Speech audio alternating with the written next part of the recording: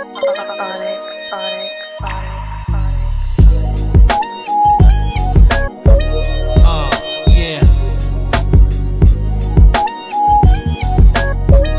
Mic check yo, mic check yo.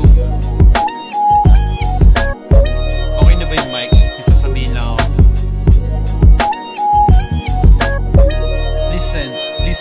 Listen. Pag wala kang pakinabang, hindi ka kilala. Ganyan ba talaga? Nakapagtataka. Maraming katanungan dito sa isipan. Nandyan lang sila kapag meron lang kailangan. Yung iba naglalaho pag nakuha ang gusto. Mga nagpapanggap kaya nakakalito. Pero natuto na ako mula sa pagkabigo. Nakita ko yung tunay na ilan na totoo. Malalaman mo kung sino ba sa'yo ang solido. Sa samahan na akayin ka sa pagkadapa mo. Kahit paano itatama ang iyong pagkatao. Di ka huhusgahan sa pagkakamali mo. Yung iba para lang bula. Pag nagkagipitan, kakausapin ka na lang kapag merong kailangan. Kilala ko kayo, hindi nyo na ako magugoyo. Ako'y nandito lang, mananatiling totoo.